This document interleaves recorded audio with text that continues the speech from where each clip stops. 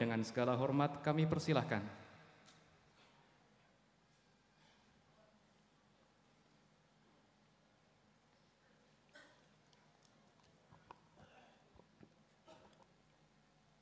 Assalamualaikum warahmatullahi wabarakatuh. Innal hamdalillah nahmaduhu wa nasta'inuhu wa nastaghfiruhu wa na'udzu billahi min shururi anfusina wa min sayyiati a'malina may yahdihillahu fala mudhillalah wa may yudlil fala hadiyalah. Asyhadu an la ilaha illallah wa asyhadu anna Muhammadan abduhu wa rasuluh. Amma ba'du. Yang kami hormati Bapak Pembina LPMI Aliza, Bapak Ustadz Dr. Andes Kiai Haji Ali Imron. Yang kami hormati Ketua Dewan Pengembangan Profesor Chandra, teman saya juga sebenarnya, jadi Dewan Pimpinan Nasional Asosiasi Fakultas Ekonomi dan Bisnis. Yang kami hormati Ustadz Maftuhin, segenap direksi, Ustadz Nur, Ustadz Aziz, Dewan Guru, segenap wali santri, dan anak-anakku SMP dan SMA yang berbahagia. Alhamdulillah, puji syukur pada Allah SWT atas nikmat iman, Islam, dan sehat. Pagi ini kita bisa bertemu dalam acara yang sangat khidmat, sangat luar biasa, sangat mengharukan. Salawat dan salam untuk junjungan kita Nabi besar Muhammad sallallahu alaihi wasallam. Pagi-pagi tadi, pagi ini saya belum pernah wisuda ikut nangis ya. Hari ini Mbak Mahfaza ikut bikin saya nangis ya. Terharu banget. Baru tahu bahwa ada istilah penjara suci. Juga baru pagi ini, karena Fasa kalau pulang nggak pernah cerita bahwa di sini ketat banget. Pulang langsung ambil handphone, ya yuk bikin musikali. Ya. Kita upload ya, satu keluarga gitu. Jadi yang sedih-sedih dan yang disiplin tingkat dewa tadi nggak pernah diceritain. Jadi saya baru tahu, oh oke, ada penjara suci. Agak ngeri juga. Terus tadi juga pesan-pesannya kepada orang tua nyampe banget di hati ya. Mungkin saya baper juga. Agak bawa perasaan. Tadi udah saya bilang ke Ustadz Nur, aduh saya biasanya ngelawak itu, hari ini hikmat banget. Terus gimana dong? Udahlah apa adanya aja. Karena memang biasanya ngelawak. Tapi hari ini antara lawak dan sedih, dan tadi disut oleh TV terus ambil tisu, jadi nggak asik aja gitu, kayak wajah Rambo, hati Hello Kitty. agak piye gitu. Semoga nanti videonya di delete yang ada saya nangis ya. Saya nggak asik aja gitu. Biasanya wisuda di Undip ramai sekali, banyak sekali juga, ratusan juga gini-gini memotivasi, kita setelah lulus harus begini. Hari ini mewek, aduh agak ayak gitu. Agak. Jadi Ustazah, perkenalkan saya Suharnomo, bapaknya Fasya, Zakia Fasya Humaira. Nggak tahu di sini terkenal atau enggak, tapi bagi saya dia keren banget. Bagi saya sendiri dia keren banget. Rankingmu berapa? Kalau ada ranking 31, saya ranking 32. Saya suka aja gitu gayanya gitu. Kayaknya nggak pernah ngomong tentang nilai. Sama juga anak yang kedua, saya punya anak dua di sini, SMA dan SMP, Zakia Zahra Kamila. Ayah nggak usah pengen tahu deh, nggak usah kepo lah. Kepo. Istilah anak sekarang ini ya, aduh, katanya generasi milenial.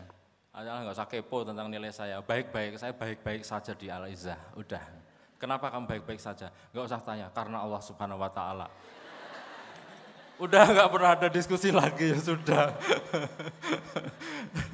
Dua-duanya kalau ditanya udahlah, karena Allah aja aku di sana, udah. Oke. Pengen tahu lagi, nggak berani tanya. Ya udahlah. Semoga lulus gitu aja. Alhamdulillah pagi ini tadi saya nginep di GH, sudah yang kesekian kalinya, rasanya sudah puluhan kali perjalanan 8 jam dari Semarang, karena Bapak Ibu saya tinggal di kota Semarang, 8 jam perjalanan darat, di GH hampir 2 bulan sekali, juga sudah sangat sering berarti, hampir 3 tahun di sini, datang ke sana pagi-pagi, gimana nilainya? Lumayan lah, lumayan doang, ya sudah. Karena bagi saya bersedia tinggal hidup di pondok itu sudah luar biasa.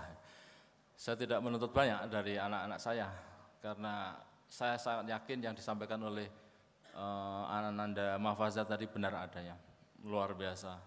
Tahajud jam 3 dan lain sebagainya, muter, ada belajar malam, ada ini, ada itu, luar biasa. Hampir tidak mungkin menggabungkan antara the best untuk Islamic studies, hafalan Quran, kemudian juga hadis, kemudian macam-macam hal terkait agama, dan pada sisi yang lain juga the best untuk UAN. Saya mendengar dari laman website Al-Izzah, Al-Izzah nomor 3 di Jawa Timur tertangan ya untuk Al-Izzah ya. Saya rasa subhanallah ya, kita berharap putra-putri kita, putri-putri kita menjadi putri-putri yang solehah, sangat luar biasa keislamannya, tapi ternyata bonusnya dahsyat sekali. Menjadi juara di Jawa Timur untuk sekolah baru, luar biasa, dan dengar juga dari Ustadz Nur yang sering WA, bahwa di SNPTN juga prestasi Al-Izzah luar biasa.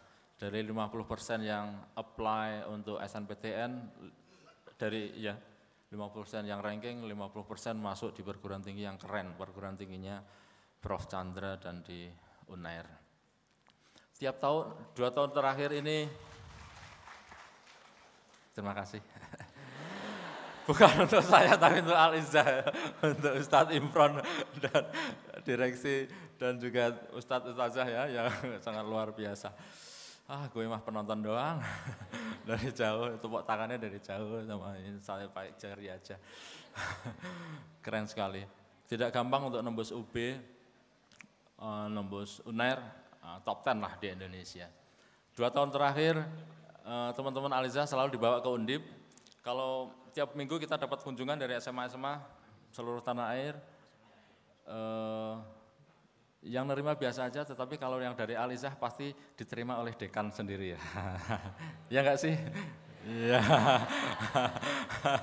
Tapi saya kurang sukses untuk do marketing ya. Karena yang SNPTN belum ada ya ke Semarang. Semarang itu enggak jauh guys. Enggak jauh, kayaknya jauh banget ya, kayaknya di peta itu enggak ada gitu. Soalnya SNPTN semuanya ke UNER sama UB, ngiri saya.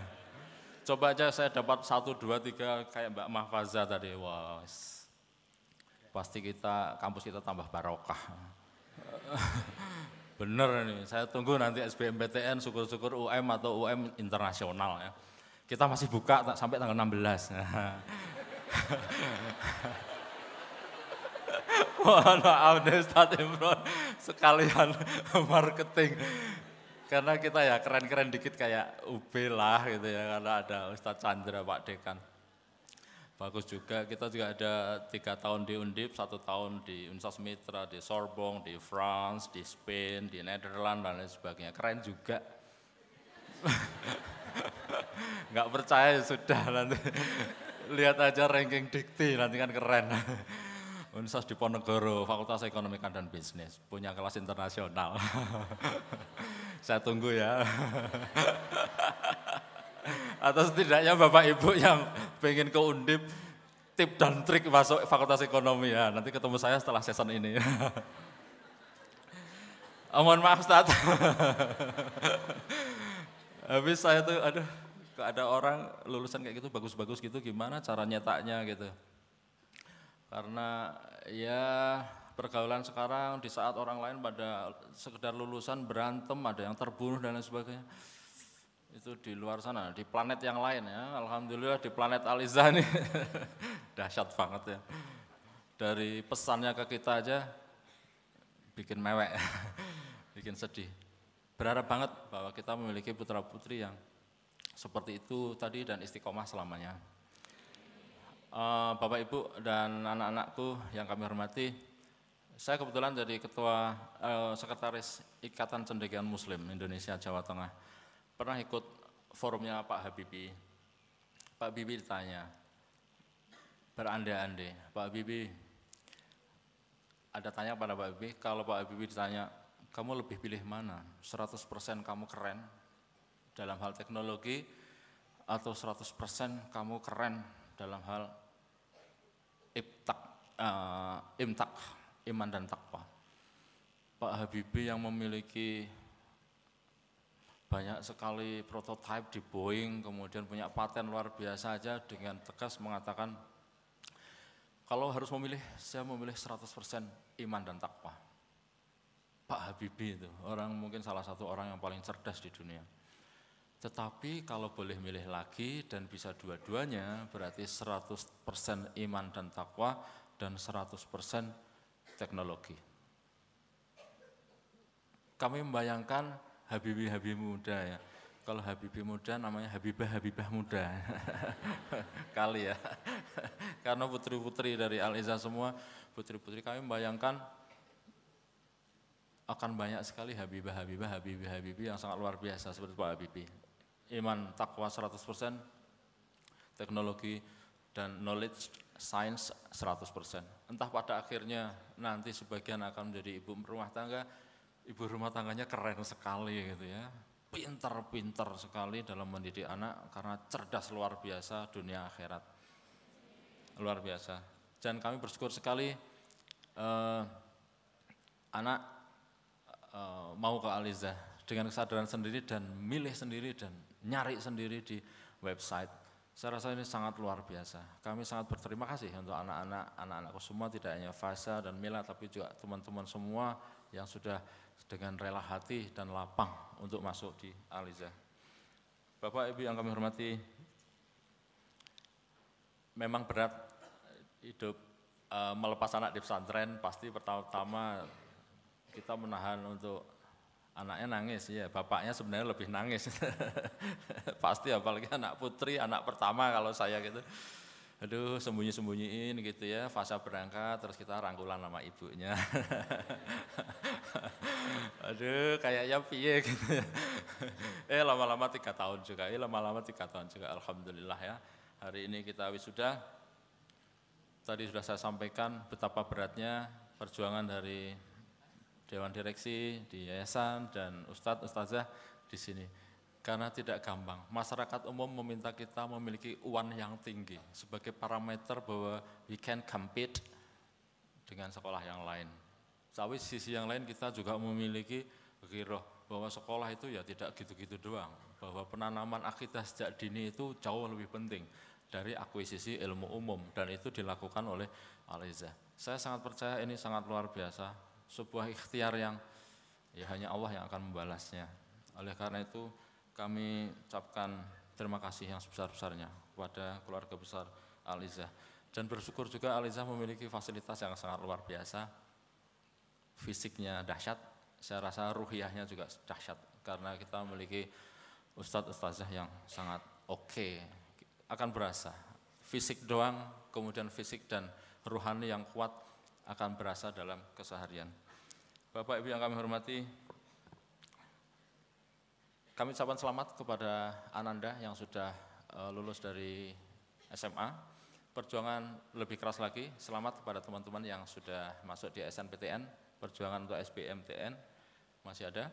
juga perjuangan ke UM, atau juga sebagian teman-teman sudah berencana untuk ke luar negeri, ke IAIUM, entah ke Mesir dan lain sebagainya, kami ucapkan selamat. Kehidupan di perguruan tinggi nanti tentu sangat berbeda dengan yang rekan-rekan akan alami, dari penjara suci menjadi apa ya, nggak ada temboknya, terserah situ mau apa, kuliah syukur, nggak syukur, mau tidur seharian, guling-guling seharian, nggak ada yang nyuruh. Ini juga akan sangat dahsyat, yang biasanya diatur dan lain sebagainya akan lepas 100%. Tetapi kami sangat berharap bahwa kemandirian yang teman-teman sudah dapatkan selama di Al-Izzah akan terus teman-teman istiqomah membawa sampai akhir bara api Islam ini, kemudian akan menjadi warna bagi yang lain. Yang terakhir, kami ucapkan terima kasih kepada semua pihak, terutama segenap pengelola Al-Izzah, guru-guru dan karyawan. Semoga Al-Izzah semakin berkibar sebagai rujukan pendidikan pesantren di level nasional maupun internasional. Doa kami juga semoga putra-putri Al-Izzah senantiasa ikhlas dalam melanjutkan studi, merengkuh ilmu, dan senantiasa bisa hidup dalam keseimbangan, berlandaskan iman dan takwa, dan penguasaan ilmu dan teknologi untuk kemaslahatan umat manusia. Ananda, anak-anakku semua, teruslah istiqomah di jalan Islam untuk mewarnai Indonesia yang lebih baik, menjadi pemimpin Indonesia yang berkarakter solehah di masa depan. Sekali lagi kami ucapkan terima kasih atas nama Wali Santri SMP dan SMA Al-Izzah kepada Ustadz Imron dan seluruh jajaran di Al-Izzah. Semoga yang Ustadz lakukan, semoga yang Ustadz ikhtiarkan mendapatkan balasan yang setimpal dari Allah SWT. Demikian dari kami. Assalamualaikum warahmatullahi wabarakatuh. Terima kasih kami sampaikan atas pesan yang disampaikan oleh Bapak Dr. Suharnomo. Semoga menjadi penambah semangat dan motivasi wisudawati SMP Angkatan ke-9 dan SMA Angkatan ke-4 dalam rangka meretas generasi Qur'ani yang menjadi inspirasi kebangkitan umat Islam. Hadirin Bapak Ibu Wali Santri dan tamu undangan yang berbahagia, acara berikutnya yaitu sambutan dari perwakilan tim pengembang LPMI Al-Izzah kepada yang terhormat Bapak Profesor Chandra Fajri Ananda, PhD. Kepada beliau kami persilahkan.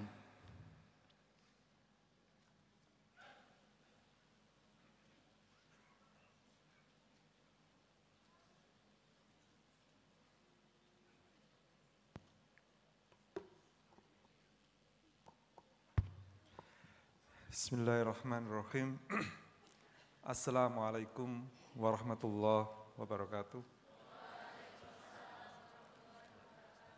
Alhamdulillah, nasta'inu wa nastaghfiru wa na'udzu billahi min syururi anfusina wa min sayyiati a'malina, may yahdihillahu fala mudhillalah wa may yudlil fala hadiyalah. Asyhadu an la ilaha illallah wa ashhadu anna Muhammadan abduhu wa rasuluh la nabiyya ba'dah.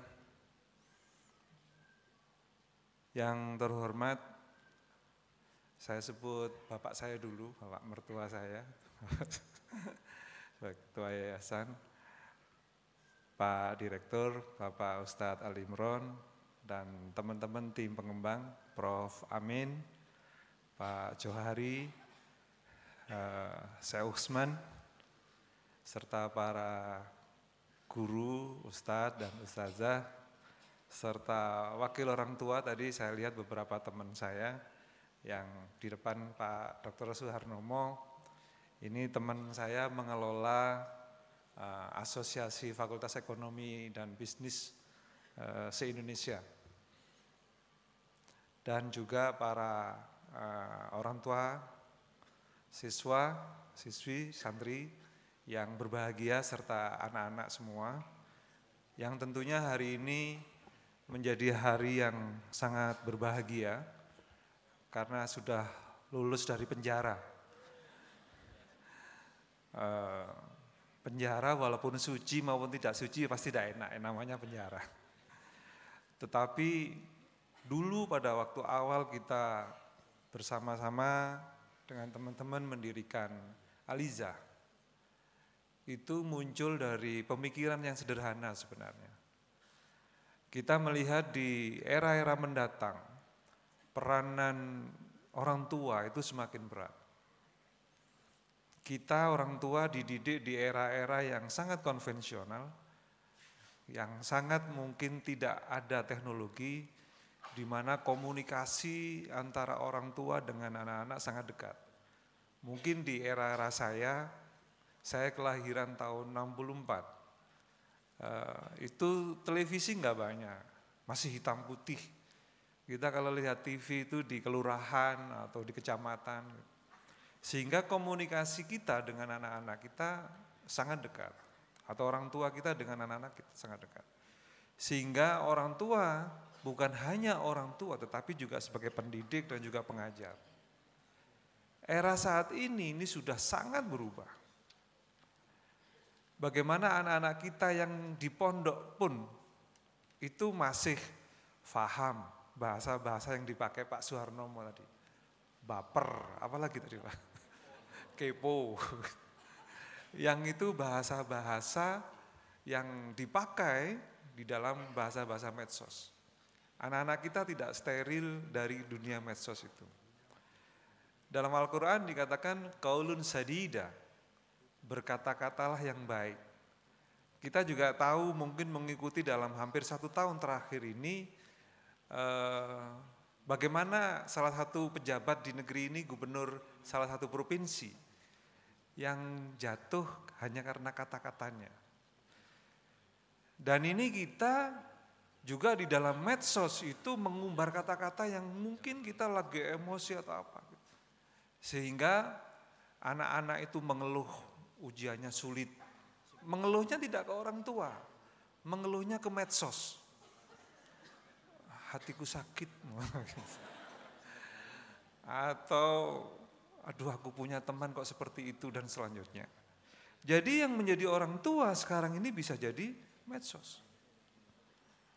Sehingga pendidikan, kalau hanya bicara pendidikan, itu memang sekarang ini semakin sangat-sangat kompleks. Kembali lagi dari cerita awal kita berdirikan yang namanya Aliza, itu ada 2 pilihan yang akan kita bangun. Kita membuat akuarium, semuanya steril. Kan kalau kita punya akuarium yang ada ikannya gitu ya, ikannya dipilih gitu, ikannya dipilih melalui seleksi. Makanannya dipilih. Oh makanan yang ini untuk mempercerah warnanya. Oh makanan ini untuk menggemukkan ikan dan seterusnya gitu ya. Dan itu pondok dalam konteks yang menurut saya konvensional. Karena seharusnya pilihan yang kedua itu juga akan terjadi juga saat ini. Yakni anak-anak kita dilatih mengambil keputusan atas apapun yang dihadapi di dunia ini. Kita hanya menyiapkan anak-anak kita 6 tahun.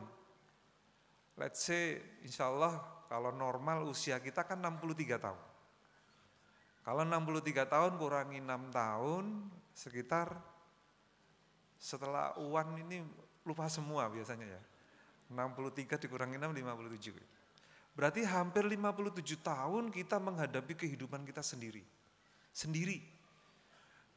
Dengan orang tua kalau kamu menikahnya, kalau kata anak-anak saya, pinginnya menikah muda. Anak saya nomor 1 itu menikah usia 21 tahun. Berarti 21 tahun dia hanya kumpul dengan orang tuanya. Dikurangi mondok 6 tahun, berarti hanya 15 tahun dengan orang tua. Sisanya dengan pasangan hidupnya. Kalau menikah dengan baik, maka dia akan dapat belajar banyak hal dari suaminya. Artinya apa? Artinya orang tua hanya mengantarkan dan hanya dengan doa saja. Sedangkan anak-anak kita betul-betul dihadapkan hampir sekitar 42 tahun menghadapi kehidupannya sendiri atau dengan suaminya. Sehingga bisa dibayangkan apabila anak-anak kita tidak dilatih untuk mengambil keputusan, untuk melihat dunia ini, this is the world. inilah dunia. Maka filosofi membuat akuarium itu menurut saya kurang tepat. Anak-anak harus diperkenalkan dengan the real world. Inilah dunia itu. Nah, kita lihat. Saya mungkin pernah cerita di sini. Bagaimana di salah satu perguruan tinggi, kita kumpulkan dari 3 perguruan tinggi di Malang Raya, kita observasi. Yang saya minta itu di Fakultas Ekonomi dan Bisnis, saya nggak promosi ya, UB, karena Pak Hernomo ini dekannya FEB Undip, nah, saya FEB UB. Nah itu kita teliti behavior anak-anak. Saya pada saat itu agak miris gitu ya. Kenapa ada mahasiswi-mahasiswi yang pakai kerudung, tetapi kok perilakunya seperti tidak pakai kerudung. Nah ternyata anak-anak ini yang menjadi titik baliknya, itu SD, SMP, SMA itu mulai madrasah sampai aliyah. Kuliah itu sendiri di Malang, dia dari luar kota, dan kos. Dan tempat kosnya itu yang merubah anak ini menjadi yang tidak pernah dibayangkan oleh orang tuanya sebelum-sebelumnya. Oleh karena itu, bisa kita lihat bahwa tadi yang disampaikan oleh Pak Hernomo, bahwa nanti anak-anak kita sudah kuliah ini dunia yang berbeda. Di situ ada banyak tawaran, di situ ada banyak hal-hal yang bisa jadi dilakukan tanpa harus melibatkan orang tua. Dan ini pengalaman ya memang anak-anak Alizah sampai sekarang kalau yang di Brawijaya relatif masih sangat bagus. Cerita anak saya, ya kalau zuhur kan saya tanya sih, kenapa sih kalau sholat zuhur kok nggak pernah Bapak lihat kalau Bapak sholat gitu. Oh enggak Pak, kami anak-anak Alizah sholat di Masjid UB pusatnya di Raden Patah. Jadi yang dari peternakan, dari kedokteran, dari ini kumpul sholat bareng-bareng di Raden Patah. Habis sholat balik lagi kuliah masing-masing. Saya pikir bagus gitu. Jadi keteguhan di dalam berprinsip yang mungkin sudah diajarkan di sini, harapannya itu menjadi bekal anak-anak kita semua untuk mengambil keputusan mana yang baik untuk dirinya. Dan yang harus kita garis bawahi bahwa mengapa kita harus seperti ini gitu. Innallaha la yukhayyiru ma biqaumin hatta yukhayyiru ma bi anfusihim. Jadi memang kalau kita lihat sekarang ini,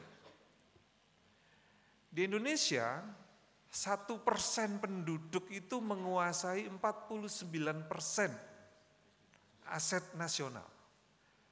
Berarti kalau 1% kita penduduknya 250 juta, itu kan sekitar 2,5 juta, 25 juta. 2,5 juta, ya, 2,5 juta. Itu menguasai hampir sekarang ini PDB nasional kita hampir sekitar 15.000 triliun. Jadi mereka menguasai 7,5 triliun. Jadi kalau saya menyatakan kenapa muncul tuntutan-tuntutan yang kemarin kita baca di medsos, di berita banyak, itu masalahnya bukan karena masalah sara, agama, atau suku, bukan itu. Tapi ketimpangan ekonomi di negara kita cukup besar. Sehingga saya berpikir, wah ini kayaknya yang harus kita propaganda kepada anak-anak kita, nantinya bagaimana anak-anak kita sekarang ini harus berpikir nanti harus jadi entrepreneur. Kalau di Pondok Gontor 2 aja tujuannya. Kalau luput jadi pengusaha ya jadi ustadz. Itu Gontor. Nah, di sini mungkin perlu dimunculkan itu. Jadi anak-anak ini kalau saya cerita anak saya aja, saya enggak cerita anak saya nomor berapa. Pak, habis ini aku enggak kuliah, Pak. Terus ngapain? Aku belajar jadi istri yang baik aja, kata. Terus saya bilang, loh, Nduk, istri yang baik di era milenial itu ya berat. Oh bisa, Kan yang penting aku memasakkan suamiku dengan baik, aku ibadahnya rutin gitu. Loh, kamu kalau punya anak, anakmu sudah dunianya medsos, kamu harus mengikuti perkembangan teknologi. Kemudian dia akan belajar A, belajar B. Gimana kamu mengarahkan kalau kamu nggak tahu? Jadi intinya sebenarnya kita ini selain nanti anak-anak kita memang secara pemahaman harus mampu mengambil keputusan, anak-anak ini diajarkan menjadi anak-anak pembelajar. Atau kalau bahasa di dalam teori manajemen dalam organisasi ini, Pak Hernomo ahlinya, itu menjadi learning organization. Jadi isinya itu adalah terus belajar, terus belajar. Saya yakin Prof. Amin walaupun sudah profesor masih tetap baca. Masih tetap membaca jurnal, masih tetap membaca. Saya mesti tetap baca. Karena nggak mungkin saya bisa dapat informasi kalau nggak baca. Nah, membaca itu adalah perintah pertama dari Allah kepada kita. Jadi kalau ada orang Islam, kemudian tidak mau baca, sebenarnya mengingkari keislamannya. Makanya enggak mungkin orang Islam itu penuh kebodohan, itu enggak mungkin. Yang benar adalah Islam itu memerangi kemalasan, kebodohan, karena tidak mau baca. Orang yang banyak membaca, hatinya itu lunak. Kalau hatinya lunak, itu yang disebut dengan hanif tadi. Yaitu condong kepada kebaikan. Nantinya pada waktu kita menghadapi permasalahan, saya yakin Pak Hernomo misalkan atau Prof. Amin, dalam keseharian kita harus menghadapi keputusan yang kadang-kadang berat. Ada ini, tapi harus kita putuskan. Disitulah kecondongan-kecondongan yang disupport oleh pemahaman agama, oleh kesadaran beragama, akan sangat membantu. Atau sebagai pimpinan, kadang-kadang kita harus memutuskan secara cepat. Di tempat saya itu saya ketemu ada beberapa anak yang melanggar asusila. Anaknya belajar ekonomi Islam, digoda anak laki-laki karena seperti anak-anak kita ini kan memang tidak pernah berhubungan dengan laki-laki. Dilem, waduh kamu cantik, hidungmu bangir, nggak bisa turu isan. Akhirnya bapaknya di Kalimantan, telepon saya, Pak Chandra, anak saya jangan dihukum. Oh tetap saya hukum Pak, saya bilang. Tapi hukumannya saya suruh hafalkan 5 juz dalam 1 semester. Udah hafalin 5 juz 1 semester. Kalau kamu 5 juz nggak lulus, maka kuliah berikutnya saya kurangi separuh SKS-nya. Anaknya pinter, IP-nya itu 4 Pak. Cuma karena kurang bergaul, digoda anak laki-laki saja kelepek-kelepek Pak. Saya bilang sama bapaknya, atau enggak dinikahkan sekalian aja lah, gitu. Supaya enggak ada godaan. Gitu. Jadi ini memang tantangan kita sebagai orang tua, itu di era-era sekarang ini, di era milenia yang kata Pak Harnomo tadi, apa baper sama Pak. Ini memang tugas orang tua semakin berat. Jadi semoga ke depan Alizah bisa memfasilitasi ya semua kebutuhan-kebutuhan itu termasuk fisik. Anak-anak kita ini butuh fisik yang kuat. Saya ambil contoh. Anak-anak kita tadi Pak Hernomo sekarang udah terbiasa anak-anak kita ini diperkenalkan kepada dunia. Ada beberapa orang tua yang alumni Alizah, kemudian sekolahnya di FEB, UB, dan mereka harus studi banding ke luar negeri, minimal 2 bulan, bisa 1 semester, bisa 1 tahun, ada yang ke Belanda, ada yang ini. Nah anak-anak orang tua datang ke saya, Prof ini anak saya mau saya kirim ke New Zealand, tapi hafalannya gimana? Lah New Zealand nggak ada hafalan. Saya bilang minimal harus dengan 2 orang. Jangan sendirian. Jadi yang alumni-alumni Alizah itu kalau kumpul mesti manggil saya. Saya bilang harus minimal 2 orang. Karena nanti kalau sendirian godaannya cukup berat, apalagi di luar negeri. Tetapi kalau lolos dari itu, insya Allah anak-anak kita adalah anak-anak dengan kepribadian yang kuat di dalam mengambil keputusan, dalam menghadapi dunia dan seterusnya. Saya pikir itu yang ingin saya sampaikan. Semoga Allah meridhoi semua apa yang ada anak sudah peroleh di sini betul-betul menjadi bekal yang sangat penting di dalam mengarungi kehidupan yang cukup luas dan penuh tantangan ini. Akhirul kalam, wassalamualaikum warahmatullahi wabarakatuh.